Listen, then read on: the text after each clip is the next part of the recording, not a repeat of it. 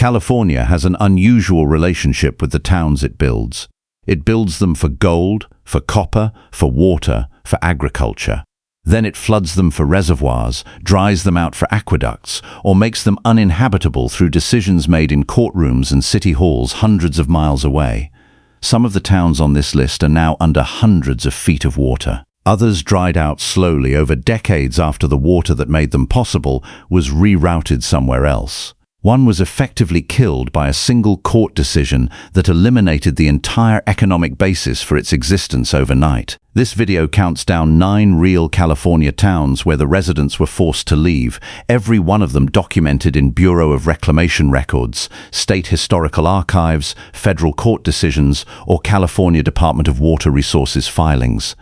Some of these towns still appear on old maps. None of them exist in any functional sense today. Stay with me to the end, because the final town on this list is now roughly 400 feet below the surface of a California lake, its hotels and saloons and opera house entombed in silt and cold water since 1944, and during drought years when the lake level drops far enough, the tops of its submerged railroad tunnels and building foundations briefly emerge from the water before the rains come and cover them again. Let's begin. In the San Juan Ridge of Nevada County in the Sierra Nevada foothills, the town of North Bloomfield reached its peak in the 1870s and 1880s as one of the centers of California's hydraulic gold mining industry, a form of extraction that used powerful water cannons called monitors to blast entire hillsides apart, washing the resulting debris through long sluice systems to separate out the gold. At its peak, North Bloomfield's surrounding Malakoff Diggins operation was the largest hydraulic mine in the world,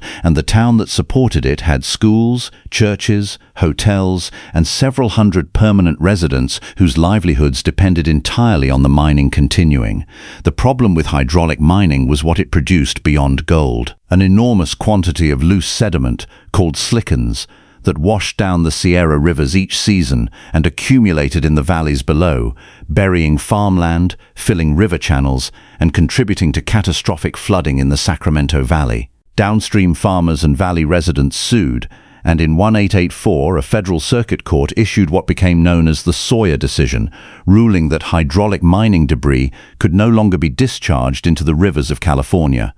The decision was essentially immediate and total. Mining at operations like Malakoff Diggins became economically impossible without the ability to dispose of the debris in the rivers, and North Bloomfield was abandoned within a short period after the ruling. The buildings were left standing as the population departed, and the town today exists as a preserved ghost town within Malakoff Diggins State Historic Park, its streets and structures intact but empty, the hydraulic mine behind it a massive eroded canyon that visitors walk through, gaping at the scale of what was done to the hillside and what was taken from the valley below. On the shore of the Stanislaus River in Calaveras County, the gold rush-era town of Malones had its origins in the earliest years of California's mining history, established as a camp in the 1840s and 1850s, and growing through various booms and contractions as different methods of gold extraction came and went over the following century. For most of its existence, Malones and the surrounding communities along the Stanislaus River were not considered candidates for inundation, since the earlier Malones Dam, built in the 1920s, did not create a reservoir large enough to threaten the town itself. That changed when the Army Corps of Engineers began construction on the new Malones Dam in the 1960s, a much larger structure designed to provide flood control, water supply, and hydroelectric power for the San Joaquin Valley. The reservoir created by the new dam would be substantially larger than its predecessor, large enough to submerge the old town site entirely. Residents of the Malones area were notified that their properties lay within the future reservoir zone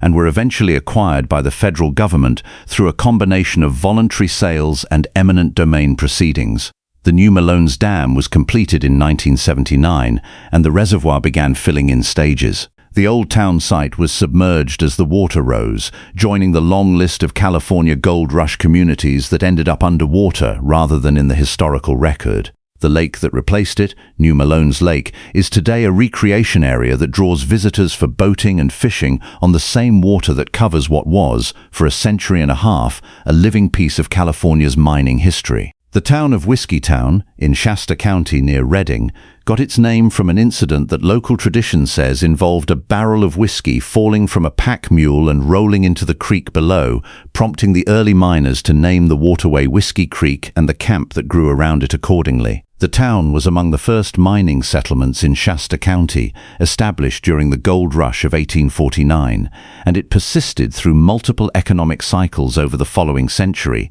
outlasting many of its sister camps that collapsed as the easily accessible gold ran out. The construction of Whiskeytown Dam, completed in 1963, created a reservoir that submerged much of the old town site. Residents were relocated and compensated through the federal acquisition process, and the structures that could not be moved were demolished or left to be covered by the rising water. President John F. Kennedy dedicated the lake just a few months before his assassination, an event that imbued the dedication ceremony with a different weight than it had on the day it occurred. Today, Whiskeytown Lake is a national recreation area that draws visitors for swimming, boating, and hiking. During periods of low water, some foundations and structural remnants of the old town become visible on the lake bed near the former town site, a periodic emergence that draws local interest and photography before the water level rises again to cover them. The old Gold Rush Cemetery and a few structures were relocated before the flooding, preserving some physical connection to a community that otherwise disappeared beneath the reservoir that now bears a version of its name. In the rolling hills of the Sacramento foothills in Sacramento County, the town of Mormon Island occupied a bend in the South Fork of the American River, where gold was discovered in early 1848 by members of the Mormon Battalion who had stayed in California after mustering out of military service. The discovery predated the famous discovery at Sutter's Mill by only a matter of weeks and produced a rush that brought 2,000 people to the Mormon Island area within months. By 1853, the town had grown to include several hotels, multiple stores, and a substantial permanent population supported by both placer mining and the commerce that served the miners. The town went through cycles of boom and decline as the easily accessible gold diminished,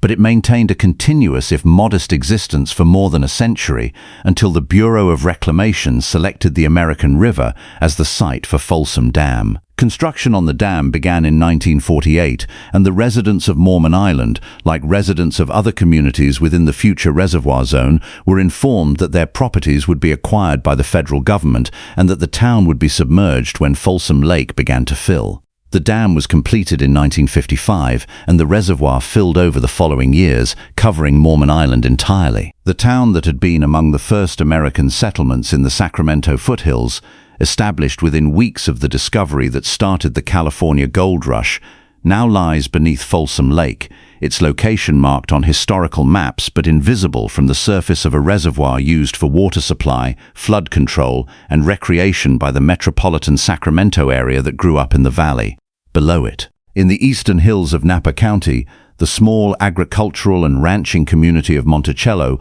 occupied a valley along Putah Creek for several generations before the Bureau of Reclamation identified the site as the ideal location for a dam that would provide water storage for the growing agricultural and urban communities of the region. The Monticello Dam, whose construction began in the early 1950s, would create Lake Berryessa, a reservoir large enough to ensure water supply for multiple counties of Northern California's agricultural heartland. The construction required the acquisition of approximately 5,400 acres within the future reservoir zone, displacing an estimated 300 families from homes, farms, and ranches that in some cases had been in the same families for generations. The Bureau of Reclamation proceeded through the standard federal acquisition process, offering compensation based on appraised property values, but the residents of Monticello and the surrounding valley described the situation as one in which no fair compensation was possible for the displacement of a community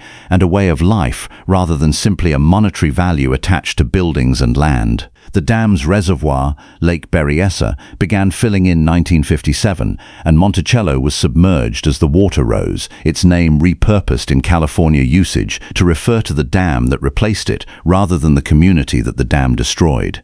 Today, Lake Berryessa is the largest lake in Napa County and a regional recreation resource. The Monticello Dam's unique Morning Glory spillway, a funnel-shaped concrete drain that visitors photograph from the shore, has become one of the most recognizable images associated with the lake, an engineering feature photographed millions of times by people who may not be aware that the town whose name the dam carries now lies somewhere beneath the water behind it. On the eastern shore of what was once Owens Lake in Inyo County, the small town of Swansea existed as a community tied to the industrial exploitation of the lake's mineral resources, primarily the extraction and processing of sodium carbonate and related mineral salts from the lake's concentrated brine. Swansea and the nearby town of Keeler together served as the main population centers on the eastern shore of the lake, their existence dependent on both the mineral industries and the agricultural economy of the surrounding Owens Valley. The Los Angeles Department of Water and Power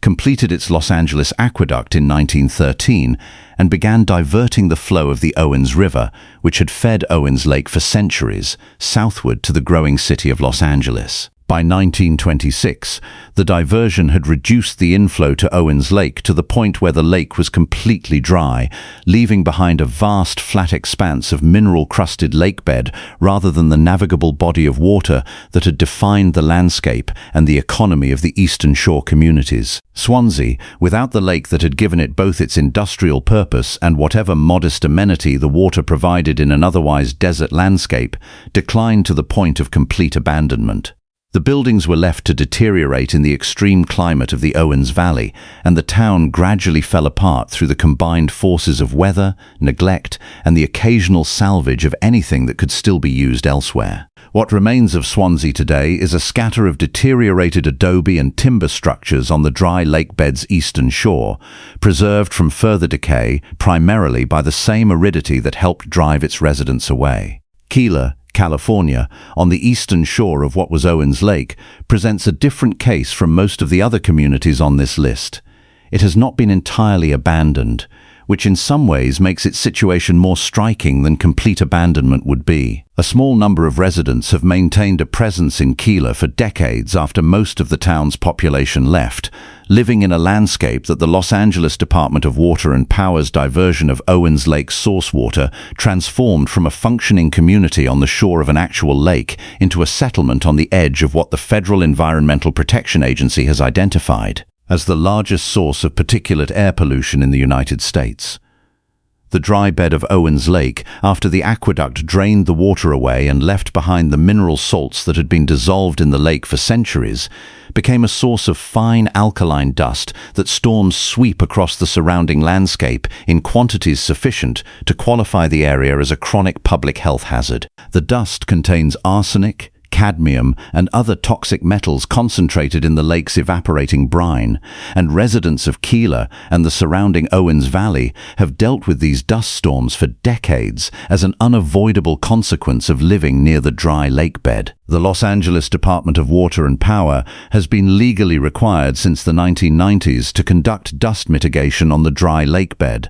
a program that involves selective flooding of portions of the dry lake and the establishment of vegetation and gravel covers on the most active dust source areas at a cost measured in the hundreds of millions of dollars over the duration of the program. Keeler itself, reduced to a small fraction of its former population, continues to exist in a landscape that the people who built it did not choose to live in, surrounded by a dust problem that was created by a decision made in Los Angeles and that the people who made that decision did not have to live with. On the western shore of what was once Owens Lake in Inyo County, the town of Swansea's counterpart communities included Bartlett and Cartago, each tied to the same industrial and agricultural economy that depended on both the lake and the irrigated farmland of the surrounding valley. As Los Angeles acquired water rights and land throughout the Owens Valley in the years before and after the completion of the Los Angeles Aqueduct, the farming communities that had developed along the valley floor found themselves in a situation where the city that had bought their neighbors' water rights had effectively made continued agriculture economically impossible for those who had not yet sold. The pressures were not always legal or official in character. Local accounts describe a community under sustained pressure from a buyer with effectively unlimited resources, able to wait out any individual seller while acquiring enough of the surrounding water rights to make holding out economically pointless. By the 1920s, The combination of LA's acquisitions and the actual drying of Owens Lake had reduced the communities of the Western Shore to ghost towns or near ghost towns, their residents having left either because they sold their land and had nothing keeping them there, or because the agricultural basis for staying had been acquired by the same entity that had taken their neighbors' water. The California Water Wars, as this extended conflict has been called by historians, produced a landscape in which a valley described by observers at the turn of the century as prosperous and green became, within a generation, one of the most arid and depopulated regions of California, not because of drought or natural change, but because a city 300 miles away had decided that its own growth required the water that made the valley livable. The towns that emptied during this process did not disappear suddenly. They faded through the 1920s and 1930s as one by one, the reasons for staying were systematically removed. Kennett, California, in the Sacramento River Canyon of what is now Shasta County, was once the most important town in the region outside of Redding itself. At its peak in the early years of the 20th century, Kennett had a population estimated at up to 10,000 people, supported by the largest copper smelter on the west coast of the United States. The Mammoth Mine and the Galinsky Mine together produced enormous quantities of copper ore that the smelter processed into commercial copper, a process that simultaneously made Kennett wealthy and devastated the surrounding landscape by releasing sulfur dioxide emissions so concentrated that they killed vegetation for 15 miles in every direction, reducing the surrounding hills to bare, acid-blasted rock. By the time the federal government began planning the Shasta Dam in the 1930s, Kennett had already declined considerably from its peak, the copper mines having closed and the smelter having shut down. But the town was still inhabited, still operating, still home to a community that used its hotels, schools, and the famous Diamond Saloon, open 24 hours a day at the height of the copper boom that had been a landmark of Northern California commercial life for decades. The Bureau of Reclamation identified Kennett as one of 9 communities that would be submerged by the reservoir behind the new dam. There is no record that any public hearing was ever held to ask Kennett's residents their opinion of the plan. Most sold their land to the government without recorded protest, whatever their private feelings about the matter. A few waited until the waters began to rise before finally abandoning their homes. The reservoir began filling in 1940, and by 1944, Kennett was completely submerged, a year before the dam was officially completed. The town now lies under water ranging from 300 to more than 400 feet deep depending on the lake level, its railroad tunnels, building foundations, and smelter ruins preserved in silt and near-freezing darkness. In the drought years that have become increasingly common in California, when the lake level drops far enough, the tops of the railroad tunnel portals and some building remnants emerge briefly from the water before disappearing again when the rains return. A periodic reminder that beneath the surface of Shasta Lake, one of California's most important reservoirs, an entire town is still there. I hope you enjoyed this video. If you did, let us know in the comments which of these 9 towns surprised you the most, and we'll see you in the next one.